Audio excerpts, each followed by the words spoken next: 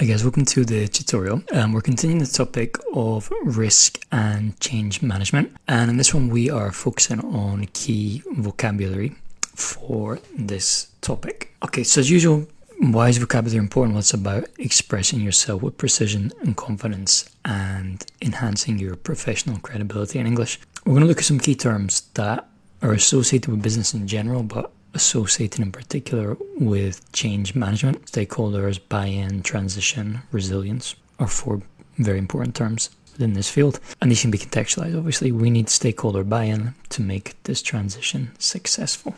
Okay, so what is a stakeholder? Well, we mentioned it in different parts of the course. A stakeholder is a person or group affected by or involved in a project or a decision. An interesting thought experiment is think about your business or another business or any sort of organization and try to identify who are the stakeholders, because they're usually more than you initially might think. Most common stakeholders include employees, customers, investors, and community partners, the community in general. We often associate this with collocations: key stakeholder, stakeholder engagement, stakeholder mapping. These often go together with that word. For example, we've identified all stakeholders early to ensure effective communication. Recognizing stakeholders early helps manage expectations and foster clear communication throughout a project. Whenever you are engaged in any type of project, and especially when you are doing something transformational, it's really important that you understand who the stakeholders are and what their position is on these changes. So we can use key phrases like our main stakeholders are staff, shareholders, management, local community, whatever it might be. We're aligning our goals with stakeholder expectations. It's vital to manage stakeholder relationships. So you often find in business discussions on stakeholders and their role and their importance. Buy-in can be a verb or a noun. We're going to think about it as a noun in this context grammatically. Buy-in is the agreement and support from individuals for a plan or idea, enabling collective commitment to a goal. So if you remember to the previous tutorial, we spoke about the importance of convincing people that change is necessary before you even begin to implement the change. And that's because you need buy-in. It's very difficult to make projects work, especially transformational ones, if you don't have buy-in from key stakeholders and key individuals. So buy-in involves getting others to truly believe in or commit to a change rather than just complying superficially. So they're involved in the change, in the process of change, because they really believe in it, as opposed to they are obliged to professionally. The results will be much better if you achieve buy-in. Typical phrases, collocations, we talk about gain buy-in, secure buy-in, lack of buy-in as well. Without buy-in from the sales team, the new CRM system won't work. It matters because buy-in drives motivation and cooperation, ensuring that all stakeholders actively participate in and support change efforts. So how do we secure buy-in?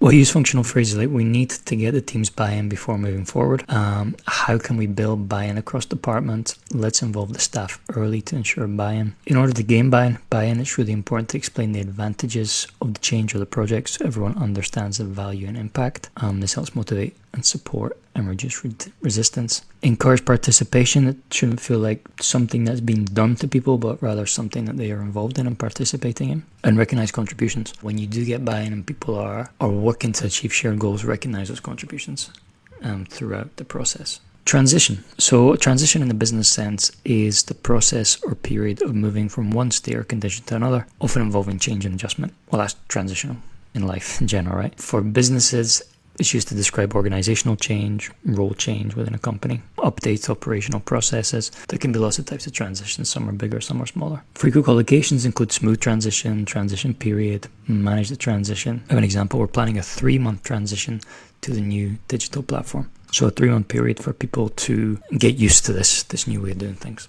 Common expressions that go with transition. We're in a transition phase. Our goal is to make the transition as smooth as possible. Training will support employees during the transition. Similar vocabulary that you'll find in the same sort of field. Adjustment, adaptation, implementation, changeover. This is the language that we find around transition. Very important that employees are supported with appropriate training and resources during a transitional period, and very important that there is clear communication during the process so people understand at what point they are in the transition and crucially, why is the transition happening in the first place.